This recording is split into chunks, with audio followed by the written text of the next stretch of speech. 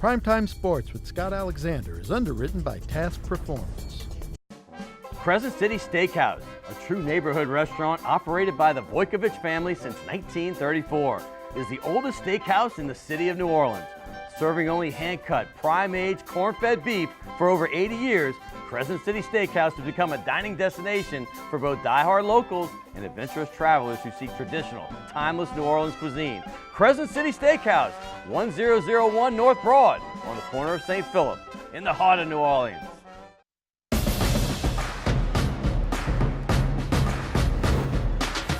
Hey New Orleans, get ready for some rugby. There's a new pro sports team in town, and it's NOLA Gold, bringing world-class rugby to the Crescent City. The game is fast, the hits are hard, the fan experience is for real. Season tickets, lifetime tickets, and game day passes are all available at nolagoldrugby.com. I'm John Goodman, and I'll see you in the scrum. Jean's Po' Boy on St. Claude and Elysian Fields has been the place in the 7th Ward for many years. From the hot and sloppy tender roast beef, the crispy fried fresh caught shrimp, to the hot sausage and cheese. It's Jean's Po' Boy on the streetcar line in the big pink building on St. Claude and Elysian Fields. So here's the bottom line.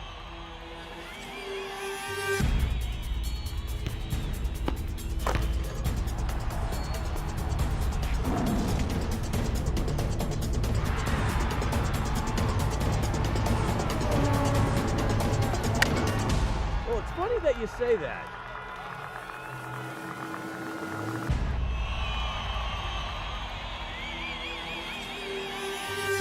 Let me tell you. Good evening and welcome back to Primetime Sports. Hey, I'm your host, Scott Alexander, and we have a fun show for you. It's great weather, which is why I get to wear coats like this when it's nice in the spring. Like I say, my favorite time of year is because the Jazz Fest is going on right in the middle. What a great weekend in week one. After Thursday's torrential downpour, it's been fabulous, and it's going to be fabulous again this week. Get out there and enjoy the 50th year of the New Orleans Jazz and Heritage Festival. And if you didn't go to the Fest this past weekend, you probably made it over to the Zurich Classic. And how great was that? Once again, Friday, Saturday, Sunday, fabulous. And we had some great competition. The champion had some New Orleans flavor in the sense that Ryan Palmer, on the left right there, is really good friends with Sean Payton, and the guy on the right, John Rahm, is a future superstar in this sport, and a nice win. He's a Spaniard, fellow Spaniard Sergio Garcia made a strong close with Tommy Fleetwood, but Rahm and Palmer got it done. Hey, the NFL draft started on Thursday, went all the way through Saturday. The biggest surprise was the New York Giants taking Daniel Jones, the quarterback, with the first pick to be Eli Manning's heir apparent. Not that he's bad, but that looked a little surprising to take him so high. No surprise with Devin White, though. This guy's going to be a superstar. LSU Tiger went to the Tampa Bay Bucks with a 5th overall pick. Greedy Williams, a little bit of a surprise, dropping to the 2nd round to the Cleveland Browns. Foster Moreau is another LSU Tiger going to the Raiders in the 4th round. And Donnie Lewis, that's right, the Tulane Green Wave, who was here last week, is going to the Cleveland Browns as well. Lots of undrafted free agents from a bunch of schools around here, including LSU, Tulane, et cetera, are all there too. NBA playoffs, by the way, that started this weekend. And last week, the 2nd round started this weekend. The Sixers, they got a big road win. They came in and beat the Toronto Raptors to tie that series up. Denver last night, they went 1-0 against Portland. Golden State, Houston, they played tonight. That was a controversial win for the Warriors. And then Milwaukee and Boston, that will be that was a surprise win game 1. Bucks are trying to tie that up tonight. John Havelcheck, speaking of the Celtics, one of the greatest of all time. My 4 favorite players, Pistol Pete Maravich, who you see there, Dr. J, Julius Erving, and Walt Frazier, along with John Havelcheck, are my 4 favorites. Havelcheck just passed away at the age of 79. He is the all-time leading scorer in Celtics history, 13-time All-Star, 11-time All-NBA player, 10-time All-Defense, the leading scorer, like I said, in Celtics history. Rest in peace, John. You will be missed. Great show for you today. We've got Scott Gayle, star player for the NOLA Gold Rugby. We also have Bernie Halprin talking Kentucky Derby. We can't wait for that. That's why I wear this jacket. And we're also going to have Andrew Doak to talk all things New Orleans sports. We'll be back right here on Primetime.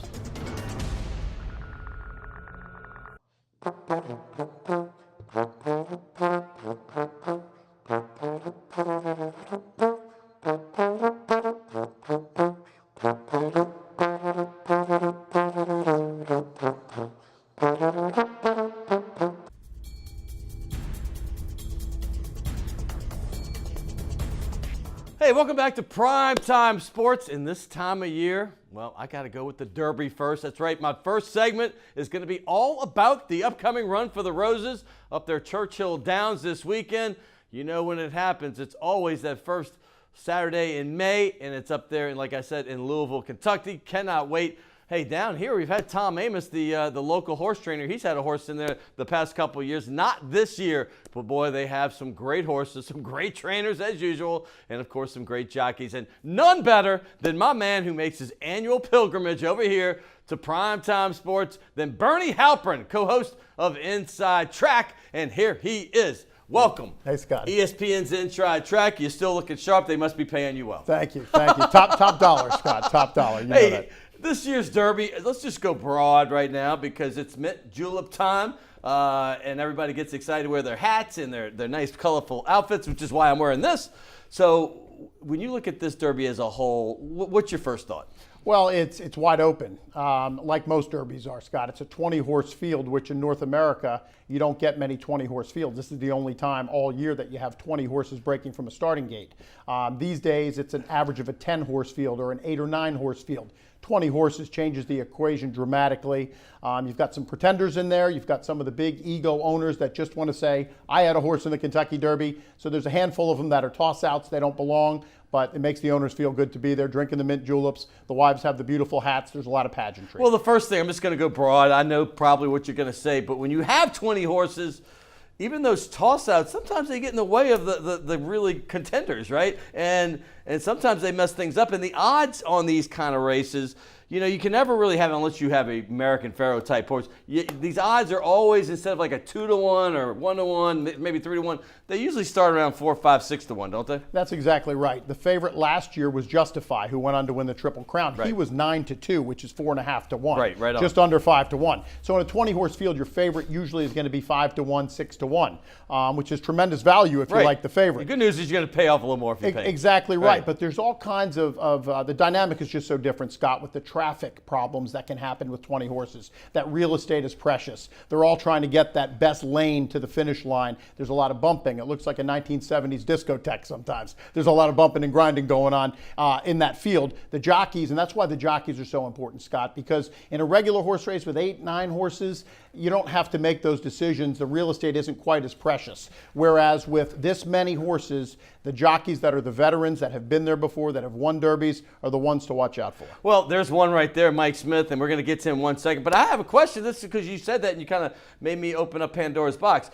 Calvin Borel was a jockey back in the day that from Louisiana, and that's why I bring him up, that used to love to ride the rail. Right. And he'd always try to find that rail, and he had some success in the Derby doing that. Is there any other strategies that different jockeys may use? You don't have to say specific jockeys, but things that they may favor?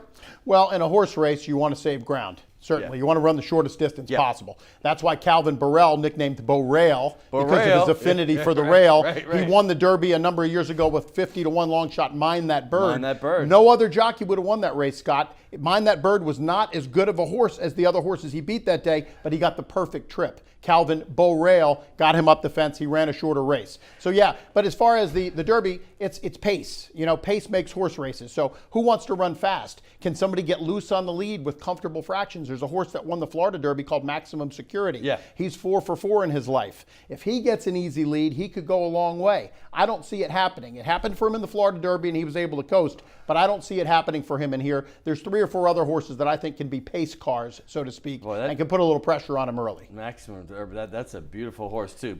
Beautiful horse. We're looking at it right there. Hey, by the way, you talked about the jockeys. It seems like we've had this lately. I don't know if this has been going on in the Derby for a long time, but it seems recently we've had this where a jockey has an option of 2 really good horses. Absolutely. And Mike Smith has that option, and he chose the higher favorite, but not much. It's Omaha Beach over Roadster, 2 of the favorites, if not the 2 top favorites. He could have really flipped a coin. That's how close the 2 horses are in talent. Omaha Beach won the Arkansas Derby in stirring fashion at Oaklawn Park. He beat Improbable in a stirring stretch duel. Omaha Beach won the Rebel Stakes at Oaklawn a few weeks earlier, which was the prep for the Arkansas Derby. He won that by 10 lengths. He ran off the screen. But the other horse, Roadster, he's got 4 career starts, 3 wins. One of those wins was the Santa Anita Derby, which is a big prep race. And Roadster was trained by Hall of Famer Bob Baffert. So usually Mike Smith doesn't tell Bob Baffert That's no. my question. You took my question because I know he rode Bob Baffert's Justify, correct? Am I wrong? No, correct. And he did that last year and chose that horse. Yeah. Whereas he's going away, the loyalties, I mean, do you think, how does that work? Well, Baffert understands. It's a business, and his agent, Mike Smith and his agent probably talked about it, and they maybe thought that Omaha Beach had the better running style for the Derby. I really don't know because you can't separate those horses by much. They're running very similar speed figures. Again, Roadster is 3 out of 4. Baffert has another horse, by the way, called Game Winner, who won the Breeders' Cup Juvenile last year, which is the biggest race for 2-year-old colts. And so the fact is, Baffert's got an embarrassment of riches again. He's got 3 horses crazy. in the race. I mean, there's 20 horses, and he's got 3 of the top 5 easy, right? He does. I mean, come on. He does. But that's Bob Baffert, and he trains Triple Crown winners, and owners want to send their great horses to him. Makes a little sense. Absolutely. Did the rich get richer? He's earned it. Are we talking about like the New York Yankees up here? Yeah. No, Baffert's fun. And he's distinguished looking. He is. I've been to Keeneland, where it's a little more intimate than, say, Churchill Downs, which is kind of a wild scene. And he's always gracious. He's always been a good dude. I mean, I haven't seen him probably 10 years. But he's one of those guys in the business now that's kind of become the king. He is. Right now, he is the king. He has won more big races in the last 15 to 20 years than anybody. There's no question about that. You have some up-and-coming trainers. Certainly, you've got Todd Pletcher's very established, but Todd Pletcher hasn't had the success in the Triple Crown races that Baffert has had. Nobody has, for that matter. There's another trainer named Chad Brown, who is one of the top trainers. So he's another threat year after year. Speaking of the Triple Crown thing, we brought this up again last year, but, you know, I guess it was 2015, was it, that American Pharoah came in. First time in 37 years, I think it was affirmed, with Steve Coffin on him. 1979. In 37 years. Came back 78 to 2015. Maybe I'm wrong. I thought it was 2078 because I was a youngster back then. Okay. To 2015. But point being is, now you've had 2 in a 3-year stretch. Maybe 4 different years, but total of 3 years, calendar years. And what is the reason for that? Justify last year, American Pharoah in 15. There's a lot of luck that goes into it. I mean, you've got to have the right horse, obviously. But, Scott, when you're asking a 3-year-old horse to win 3 races in a 5-week stretch and to go 1.5 miles, that last race, the Belmont, which they've never run that far, you really need a special individual to get that done, and you need some racing luck. Don't forget, Justify last year barely won the Preakness by a diminishing nose over Bravado, and he was running. So the fact is, if they go one more jump, Justify doesn't win the Preakness last year. Now, you can say that's why you have Mike Smith in the irons. He timed it perfectly, and he was able to win the Preakness with Justify, but it certainly takes some racing luck to get it done. I find it just fascinating, though, because I love the history of horse racing, and New Orleans has a very rich history of horse racing, as it does in baseball and boxing as well. But when you go back in history and you see just a small handful of Triple Crown winning horses, they have gaps. Like we just talked about, a 37-year gap. But even before Secretariat in 73, Seattle Slew in 77, Affirmed in 78, you had a gap before that. And now we're seeing maybe a little bit of a glut again, 15 and 18. Is there a chance for the 19? Because it would be symmetry-wise the same as it was in the 70s. It would be. There's a horse that I like a lot in this race called Tacitus. And Tacitus is by the super sire Tappet. Tappet is the his gray father. horse? The gray horse Oh, Tappet. yes. Yeah. So Tacitus has 4 career starts, 3 wins, 3 in a row. He's trained by Hall of Famer Bill Mott, who has incidentally never won the Kentucky Derby yet, so he wants this one badly. But Tacitus is my top pick, Scott. He came off the shelf. He tried his first race out. He ran 4th in his maiden race. He then broke his maiden. Then he comes back and jumps up into the Tampa Bay Derby into a graded stake. He wins that race despite a wide trip going away. And then he comes back and wins the Wood Memorial, and he absolutely won that with the greatest of ease. So he's coming into the race. He's a horse that I think is the spacing between his races. I think they haven't used all of the gas in his tank, so to speak. So I think Tacitus comes into it. And here's the other thing. Tacitus's mother, the broodmare, Close Hatches. She was a grade 1 winner of $2.7 million on the racetrack, and Tacitus is her first foal. So a lot of times the broodmare makes the difference. Kind of like with The humans. stud, though, it's like, wasn't it like, and now I'm doing my history in my Yeah. head. Wasn't it almost, it's almost like Tacitus, the name of that horse? Do you remember the stud? The stud is Tappet. Tappet, there Yeah, you go. yeah. I do my research. Tappet, All right. absolutely, yeah. Tappet is the stud, and Tappet is the son of super sire AP So you Indy. really like this horse? I like Tacitus. He's 14-1 somehow. Good value. He's my top pick. There's no question about it. Wow, that's strong comment right there. Hey, it's funny because there always seems to be a really good-looking gray horse in a race. Last year, I can't think of the name, but it had a V in the middle of it. And I got, because they look so beautiful on the course. Yeah. I mean, look at that. You always see the brown, obviously some black. But when you see that gray horse like that, it kind of just stands out and looks just regal. A lot of horse racing fans like the grays. My wife Gabrielle loves the grays, and she'll even bet on a gray sometimes that maybe doesn't have the credentials because she just wants to support the gray. It's easy to pick them out in traffic. You know where your horse is. And Tacitus he's roan. They call it's R-O-A-N, roan. It's a shade of gray. Well, you obviously, speaking of Gabrielle, you've had a child 29 months ago, and I know you're so proud. But the first time I met Gabrielle, I know you met her at Jazz Fest 10 years ago, but I met her with you at the racetrack at Fairgrounds. That's exactly right. And I came in about probably 5, 6, I don't know, years ago. Yeah. And you gave me a winner right off the bat. It was like a 24-1 It was. boomer. It And was. I'm like, all right, Bernie, you can come on my show for life now. You're like, how long has this been going on? Right. We know those can't always be the case, Yeah. but we can act like that. Absolutely. All right. Any other horse in this race here, like some long shots that people might be interested in? Let me like have a Code of Honor or Code something of like Honor that? is one, Scott, that's interesting. Let me refer to the past performances. So Tacitus is my top pick. I think that Roadster certainly is in the mix. The professor has this notebook out. That's I love exactly it. right. By my standards, who won the Louisiana Derby, Yeah. he could come run and maybe hit the bottom of the ticket. 22-1 at the Derby? Right, maybe Right. third or fourth. He's on the improve. What's his odds right now? I think he is probably going to be about 20-1. Same thing as the Louisiana Yeah, Derby. Okay, exactly. okay. And then there's Game Winner, who I mentioned was one of the Bob Baffert trio. Sure. He won the Breeders' Cup Juvenile. In his 2 races this year, he got beat a nose in the Rebel Stakes and then got beat a half a length in the Santa Anita Derby. He certainly hasn't disgraced himself. Code of Honor won the Fountain of Youth at Gulfstream for trainer Shug McGahee, a Hall of Famer. Love that name, by the way. That's right. Now in the Florida Derby, he didn't get any pace to run at because Maximum Security had it easy on the lead. So Code of Honor is a late running type. And I'm talking about, I love the name Shug McGahee more than Code of Honor. Shug McGahee is the name I like. Yes. And what about War of Will? That's what I was going to say. War of Will is a very interesting horse. Yes, he is. He won the LeCompte Yep. and the Risen Star at the Fairgrounds, Which going is away. here in New Orleans for people that don't know. His right? trainer, people that I know that know Mark Cassey, his trainer, say Mark Cassey's gushing over this horse. War of Will in the Louisiana Derby, he was 4-5 favorite, less than even money, and a few strides out of the gate, Scott, he took a bad step and the ground came out from underneath him and he kind of pulled a muscle. So Okay. it looked like it was bad, but it wasn't really that bad. He ran 9th in the race, he was a non-factor, but he came back the next day. He wasn't favoring any of his legs. He started training right away. He had no problems. Well, that makes it interesting because what's War of Will's odds? And I'm commenting on that. Well, they actually have the post position draw today, and they're going to assign the odds today. My Around. guess is going to be he's going to be about 15-1. See what I'm saying? If he had not pulled that muscle, and Yeah. he already won the LeCompte, you already won the Risen Star, Right. let's just assume that he had won The Louisiana Derby. His He'd have odds would probably be 5-1. He'd have been one of the favorites. Because he didn't. Right. You follow me? I am following and you, you got and- some odds, especially since he's not favoring it anymore. That's right. No, apparently. he's training well. He's training brilliantly. I saw an interview with Mark Cassey yesterday. He's still gushing over the horse. He's thrilled that there was nothing wrong physically after that. It was just a misstep where the ground came out from under his hoof. It was a little bit awkward, but it was I'm going with it. 15 for a human, it was. I'll take the 15-1. Scott, for a human, it was the equivalent of a pulled muscle. Sure. So you don't need a cast. You don't need to see a doctor. You Right. need a couple days to get past it. Any closing remarks? You want to give a shout out to your beautiful daughter? Well, yeah, Violet. I don't know if Violet will be up watching tonight. She goes to bed kind of early, Well, but 6 o'clock and 7 yeah, o'clock. you know what? Come 6 on, o'clock she'll she be can be up. We'll All make right. sure she's up for She'll it. be on the WLAE version. Yeah, she's the joy of our lives and the greatest thing that's ever happened to me. No And question. you're a joy every time you come here. Honestly, we have so much fun with you. I've got gifts, my friend. I I've got love- gifts as you see me go down right there.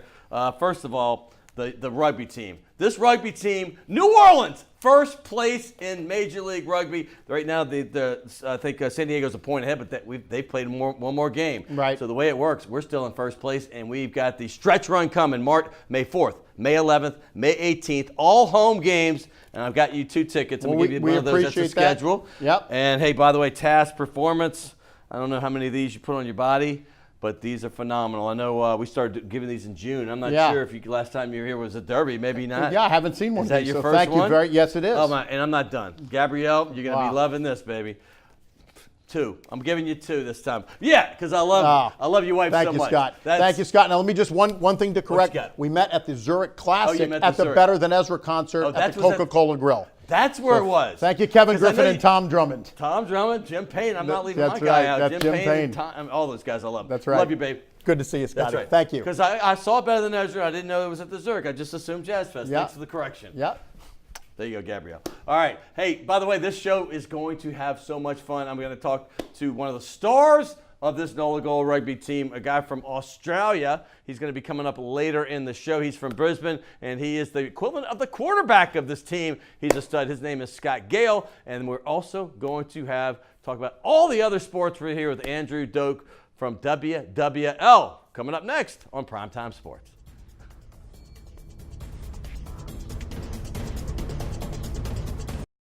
Primetime Sports with Scott Alexander is underwritten by Task Performance.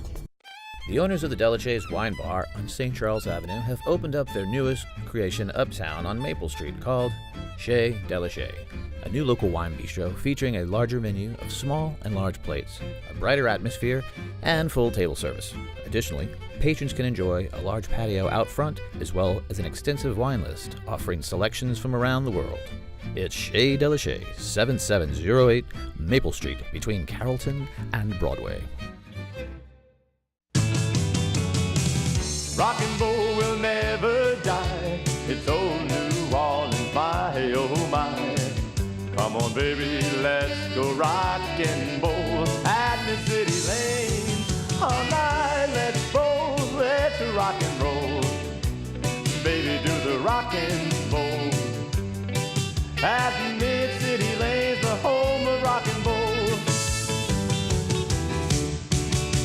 Embracing New Orleans soul with style in fashion wear from NOLAshirts.com. Show off your love for one of America's unique cities with shirts, belts, and hats in a variety of colors and styles. NOLAshirts.com proudly celebrates the culture and embodies the spirit and determination of people from the Crescent City. The tradition lives on at NOLAshirts.com.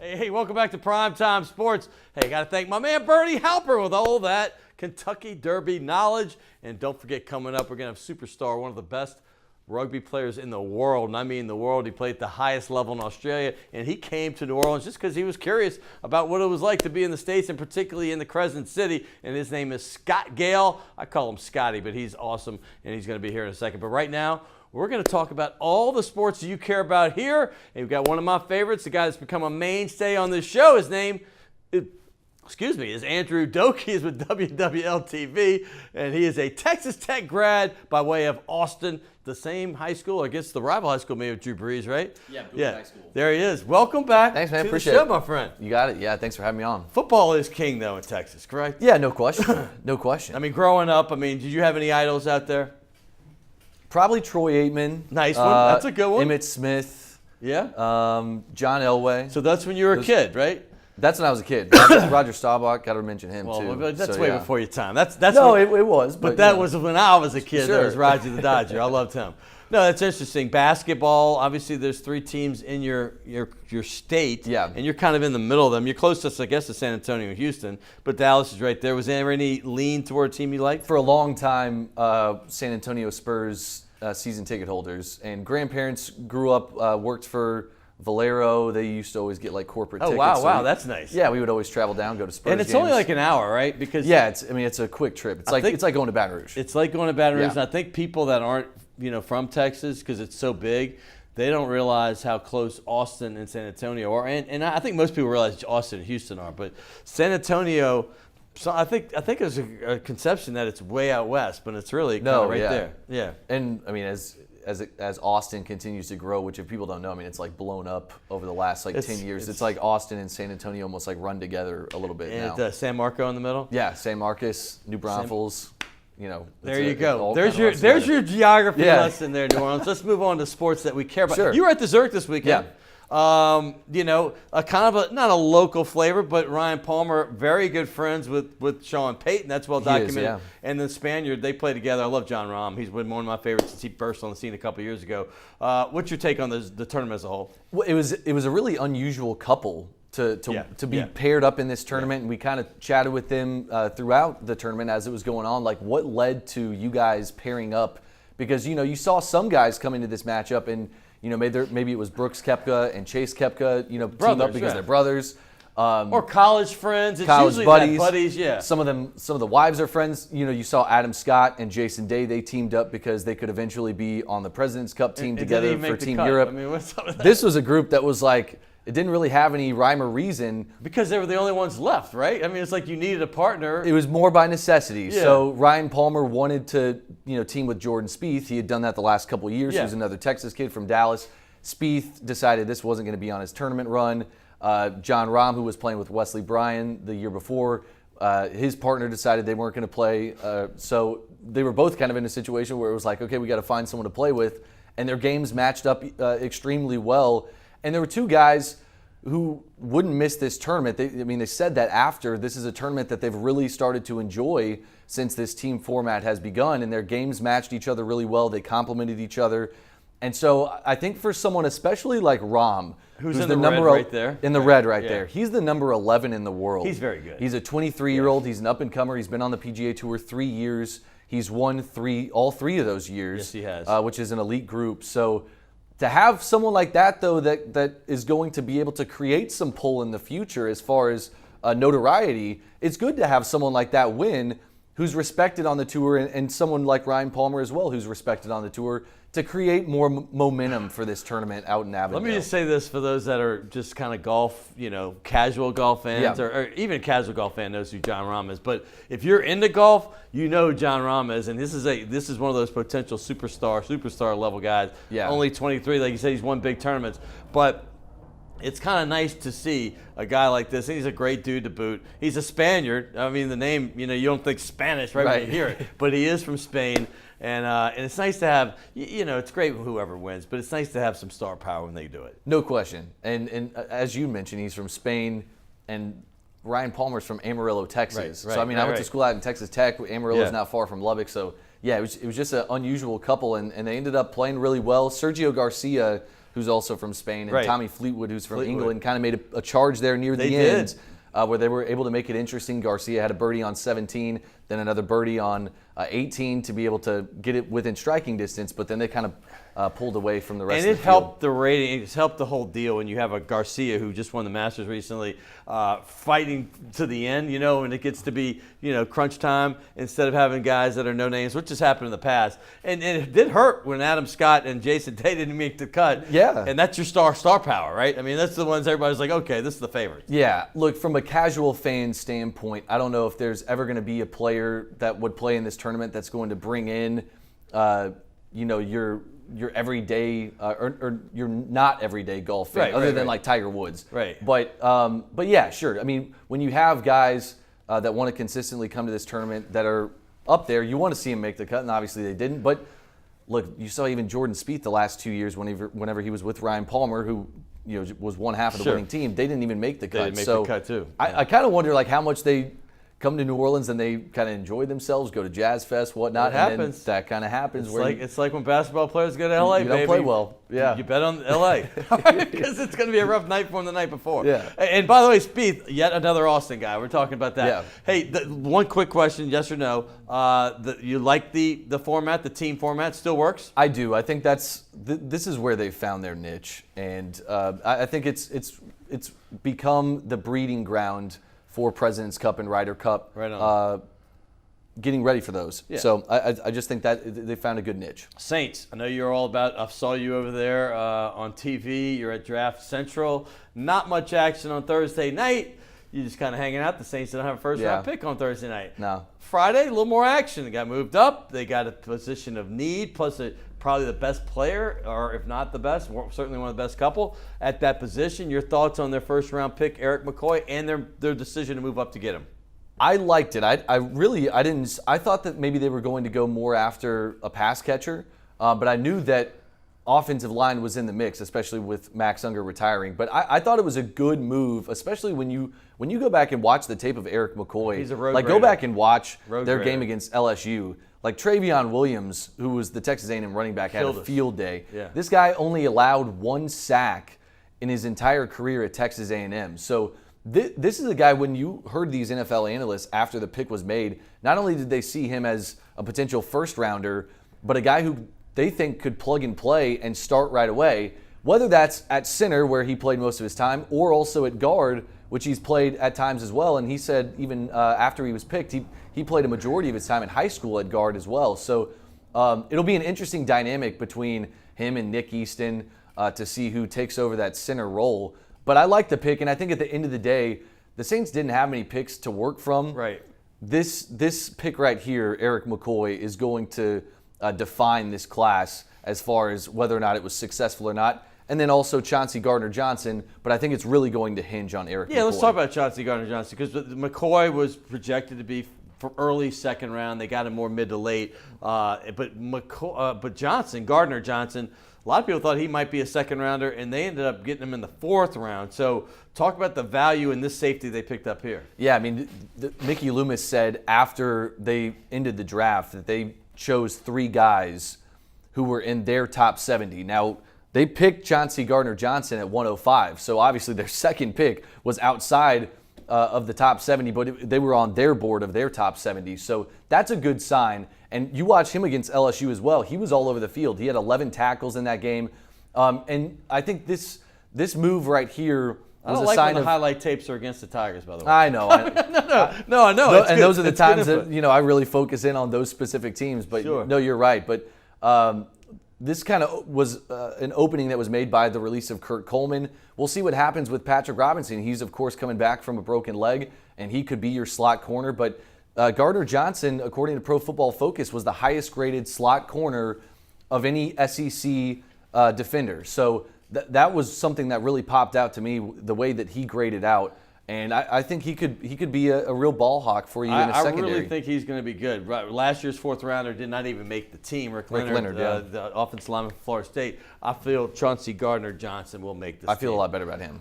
And moving forward, there's other guys that locally that did really well in the draft. I mean, one being obviously Devin White. By the way, Mike Detillier put the stat out, and I'm sure you've heard it because he's on y'all's show all the time.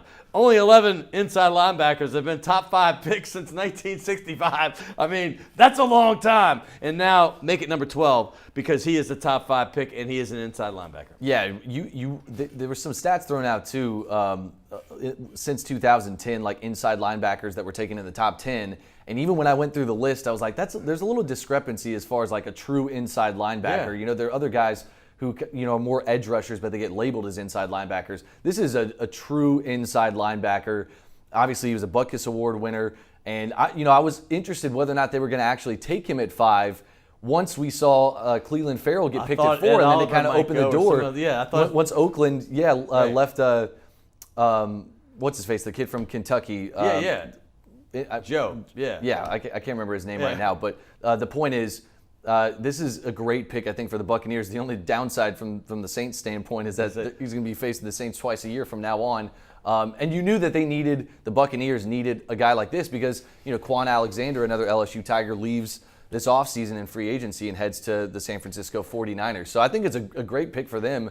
Just unfortunately for the Saints, they're going to see him a lot. Once again, another linebacker. Deion Jones, Duke Riley, Quan Alexander, you mentioned it, all seem to go against us in the division. And by the way, Josh Allen's the one we couldn't Josh pull out Allen, the head. right, exactly. Hey, moving forward, though, Greedy Williams was a little different thing. He was not picked nearly as high as they thought, and he didn't just drop out of the 1st round. He went towards the middle of the 2nd round. Yeah, that was a shocker to me. And I think it has more to do, just in my opinion, I don't have any sourcing on this, but I don't think there's any way that he dropped just because of a tackling issue. Right. I just think that it had to have something to do with him going in those meeting rooms and meeting with coaches, and he didn't show them a knowledge of the game, and I'm just speculating, but something that they wanted to see. Sure. I think the good thing is that he's heading to a city that right now is kind of the hot city to play in. It really is. And not only that, look, if he does have any off-the-field issues, potentially, that could have led to him dropping or knowledge of the game, the good thing is, look, you got Odell Beckham and Jarvis Landry, 2 LSU Tigers, who can help him navigate.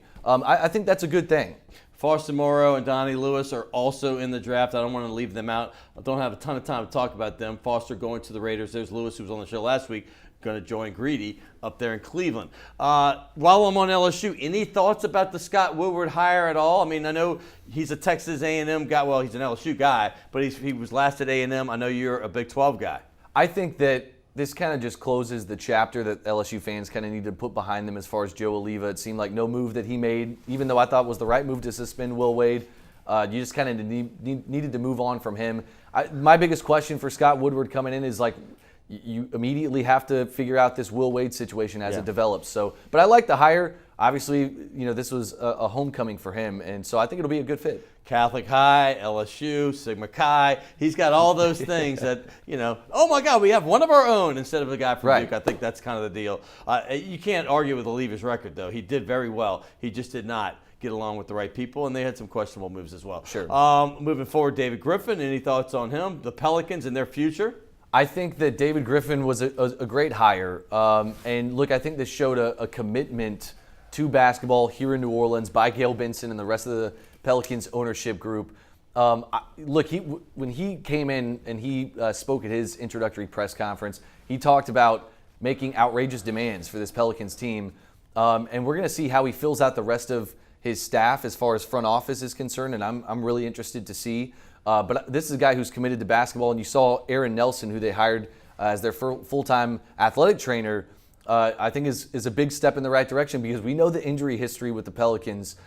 Since Anthony Davis has been here, it's like they have the second most minutes missed. It is, and that for that players one based year on injury and illness. Gentry took over. It was the most in NBA history. Yeah. Before you were even living here, that was just horrific that Yeah. whole year.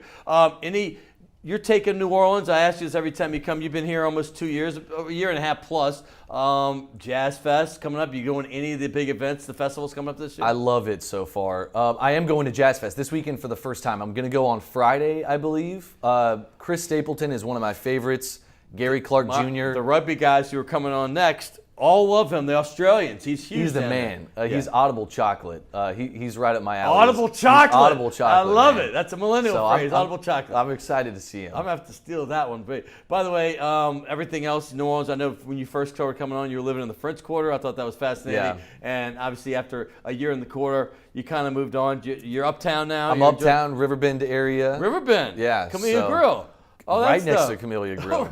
That's a great late night spot every once in a while. Trust me, I just did it Friday night after the Orpheum. Here you go. Got some gifts for you. I got to tell everybody, sometimes guests have to cancel at the last second, and sometimes it makes it hard. And my man pinch hit, and I got in touch with him after 10 o'clock last night. So for that, I can't thank you enough. And for that, You got it, man. You get an extra right there. I love Shea Delche. That's your neighborhood, too. That's my neighborhood, you're too, 6 right blocks there. away. Might even give you another one of those. And also, Task Performance. Who knows? If you like it, I might give you another one of those. You I like appreciate those? it, man. You got another color. You got a couple of them, right? Yes, I have navy blue and kind of like that forest What do you think green. of them, though? They're great. The material is fantastic. It's real just soft. so soft. Love to wear them around the house. I talked to your boss, Doug Mouton, last night, and he goes, Scott, that's the one shirt I wear at home all the time. I do. It feels so I really good. do. I Yeah. know. Task Performance, everybody, and then the NOLA Gold Rugby, the first place NOLA Gold Rugby. This team's rolling. Major league players, not minor leagues. This is the best around the world. I'm giving you 2 VIP right there. It's going on the fridge. Yeah, going on the fridge. It's on a magnet, so you got to tape it or do something. But thank you very much. You got it, man. Thanks. That is Andrew Doak. Appreciate him so much. Appreciate, of course, my previous guest, Bernie Halprin, but we're not done. Scott Gayle, you're not going to want to miss this. He's an Australian, and he is funny, and he's witty, and he's also one of the best players in the entire world in the sport of rugby. Coming up next, right here on Prime Time Sports.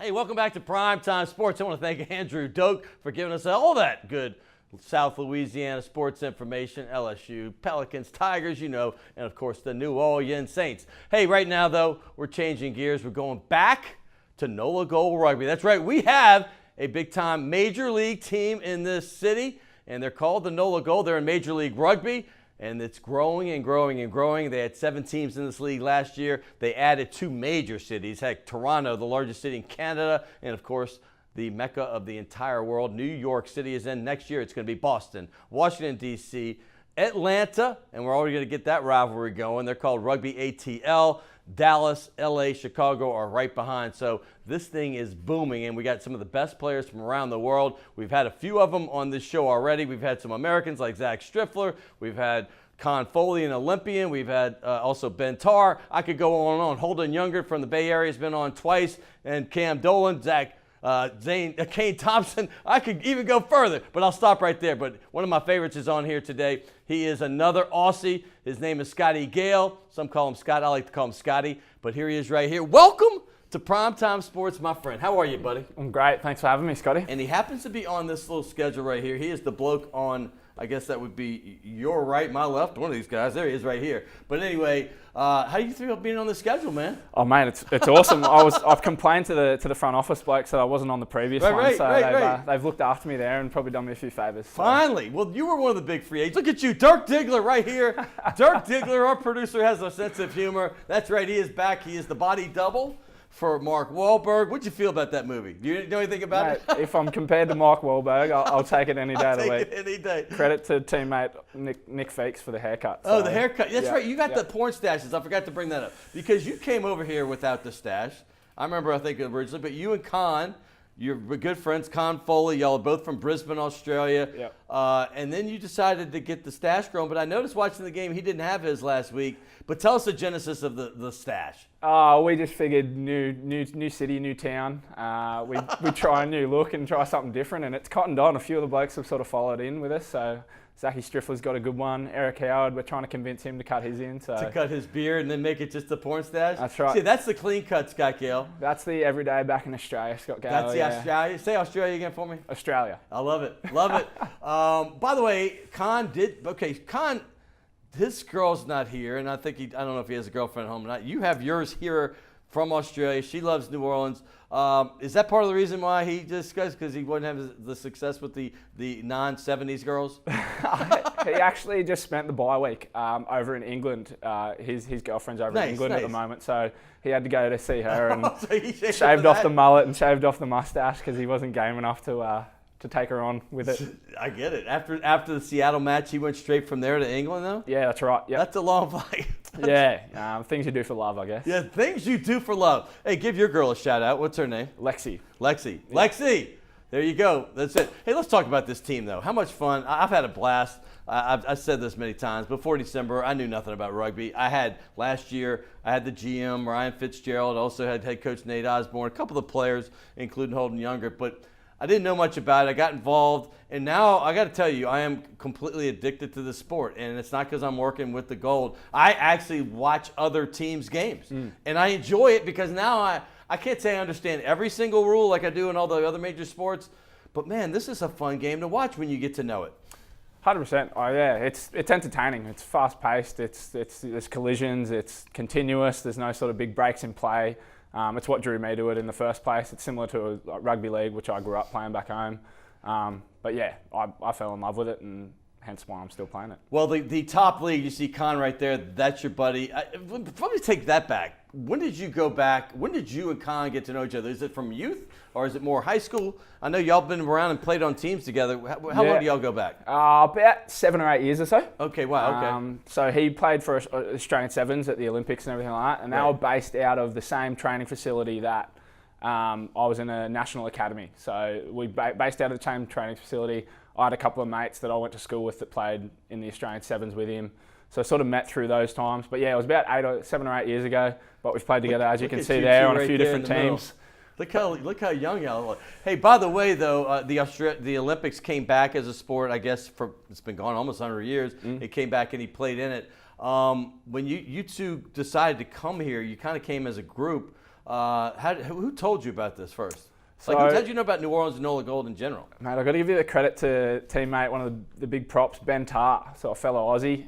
I'd played with him, I think, in some under-20s teams and some junior teams and against him at school level. And then, there's the big fella on the left over there. There he is, the big fella holding down the scrum. So he sort of worded me up about what was going on, and I did a bit of research and looked like something I wanted to be a part of. Now, what was your take of New Orleans before you got here? What did you, when you heard the word New Orleans or the two words, what's the first thing you thought of before? I'm a big American sports fan, so I think Con said something similar. I thought straight away of the Saints and the Pelicans, so that's hilarious. That was the biggest thing. I knew about Mardi Gras, but that still took me aback with how big that was. Yeah, when you went to Mardi Gras, I got a call from y'all. Y'all were down the quarter. That's right. And we were on the other side of the quarter. But you got, when Con was talking, the first thing he says, well, I love Drew Brees of the Saints. And I'm like, well, that's an interesting way. I hope Drew Brees doesn't retire anytime soon. Yeah. But did you follow the Saints at all? Yeah. So I followed the Saints. They weren't sort of my team per se, but I followed all the NFL. I'm a bit of a fair weather fan. I'm not going to act like I know too much about the sport. No. But I just loved the concept of it, and watched games when I could back home. How long ago did you start? I mean, what's the first time you saw yourself your first football game? Probably 3 or 4 years ago. Right. Okay. Still pretty new. No, I got you. Yeah. But I saw you had a jersey. You went to a game. I mean, didn't you go to a playoff game?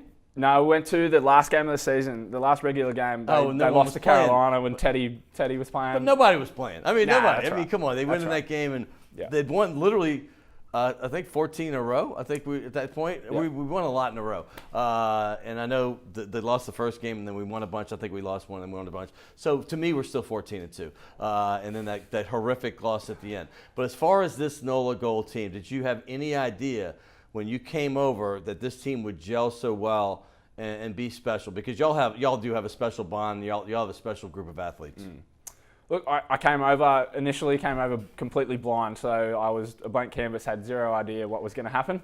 But it wasn't too hard to see that we were going to do well from our first sort of couple of training sessions together, and after meeting the players and seeing the quality of players that we had on board. So no, it's no surprise, but we worked hard through the preseason, and we've worked hard over the first few weeks of the season. So I guess we had, without being in a cocky way, we had an expectation that we were going to do well. The rest of the league kind of put y'all in the middle of the pack, and that was the expectation. Last year the team was 3-5. They had some injuries, and the players went down. It makes it hard to win. But this year they came in. I remember seeing some predictions, and I'd see 4, 5, and out of 9, that's kind of in the middle. And y'all proved them wrong right away. You beat the defending champion pretty quickly. You beat the team that was runner-up, who had been undefeated in the regular season, pretty quickly. And all of a sudden, you guys put everybody else on notice. I want to say this. You came from Australia, where it's one of the bigger sports. Yep. It's a new sport to many Americans. I know there's a hardcore group of players that play club rugby here. They've been doing it for 30-something years. But this goes back 100+ years for people in Australia, New Zealand, South Africa. Yeah, that's right. Well, as I said, I grew up playing rugby union and rugby league, which is a similar game back home, since I was 4 or 5 years old. So right.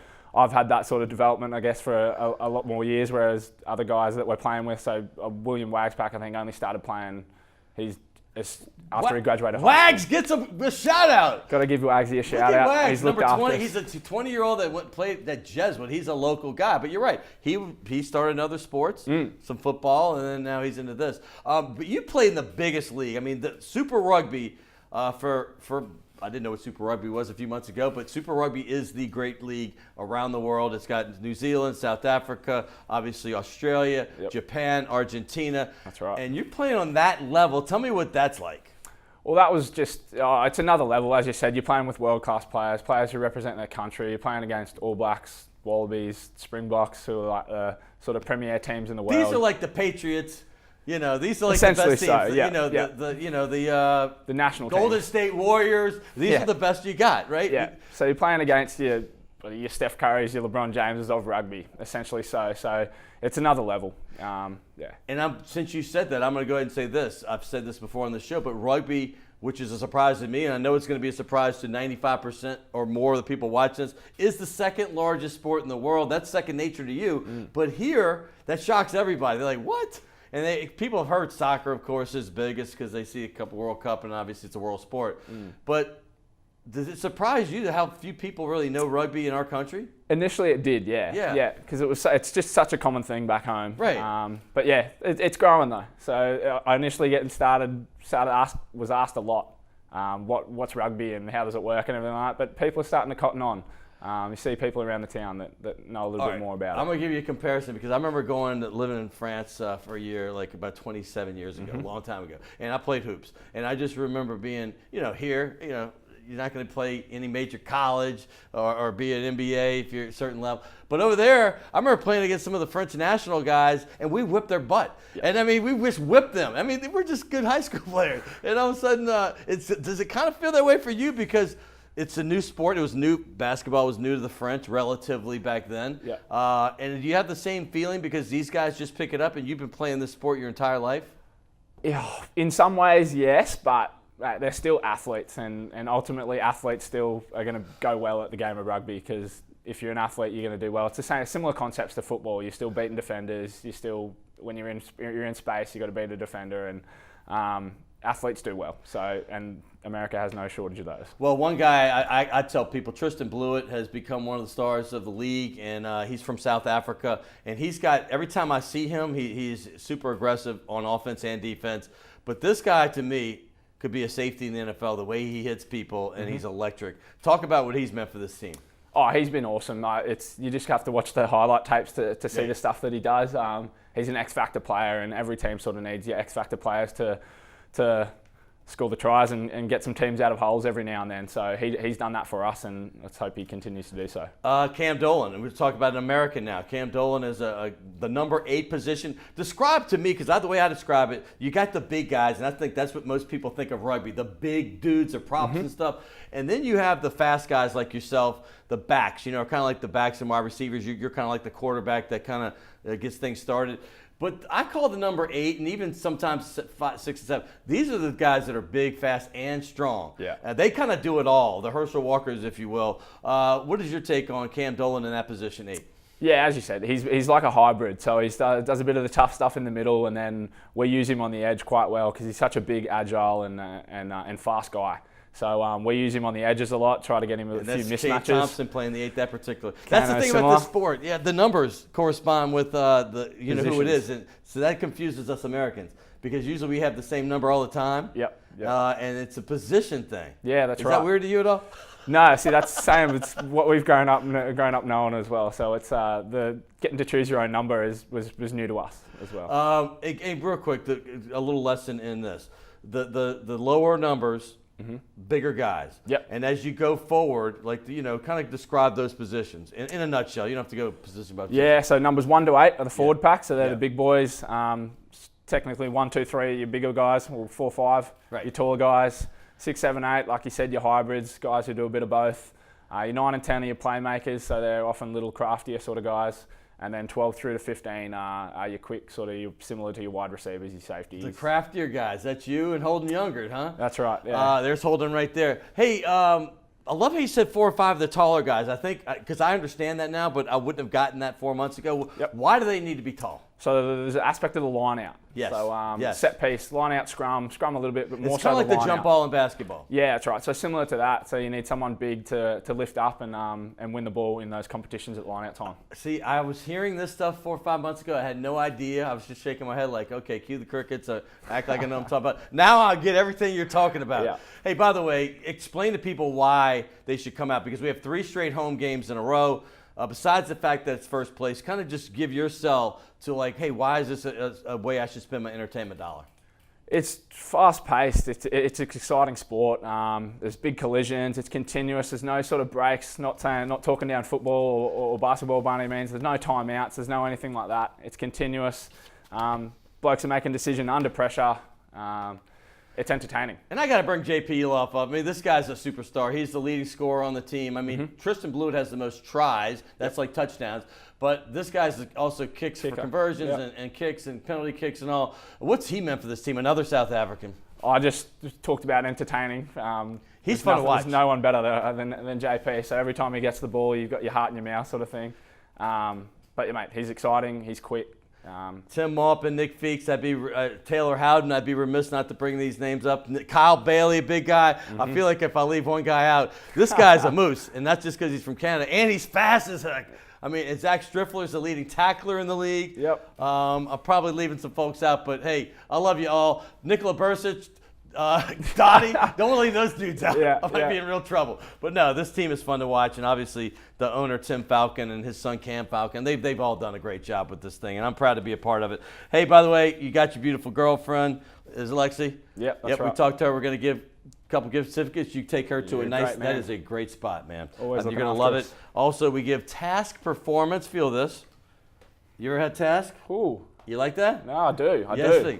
you get that. Try a little training thing. And by the way, I think you already have one of these. We will give you 2 tickets if you need it. But anyway, thank you so much. Thank you, Scotty. Cheers. Scotty Gayle, cheers, mate. Always appreciate when I see you. Enjoy talking. By the way, y'all went to the rodeo, right? We did yesterday. Yeah, Sunday. real quick, the Angola rodeo. I want you, real quick, in a nutshell, tell me what that was about. Absolute chaos, mate. That's the only way I can put it.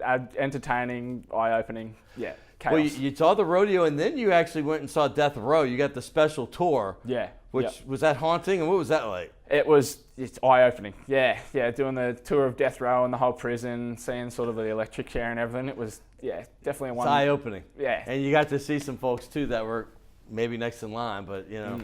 I don't know if you're pro that or not, but let's just skip that topic. Moving forward, hey, you got to thank everybody here. It's been a fun show. I've got my Derby stuff. Get out there and watch the Derby, because at the match this weekend, they're going to have juleps and stuff, and they're going to play the Derby on the big screen because the match is at 3. You know, the Derby stuff kind of gets going from 5, and they kick it off at 5:45 is usually when they run that Derby. So they're going to have mint juleps, and everybody's going to wear their fun hats and stuff at the match. So get on out to Gold Stadium over there in Marrero and check it out. It's going to be a blast this Saturday. By the way, tickets are only $10 this week. Usually they're $25, but this is a home game that they got from Austin. So they're just trying to get that stadium full. So come on out. This is the perfect time to enjoy the gold. Hey, got to thank Will Hill. We got to thank Naila, Lexi, my intern Hunter, of course, the redhead Tsunami, and everybody at CST and WLAE. We'll be back next week right here on Primetime Sports.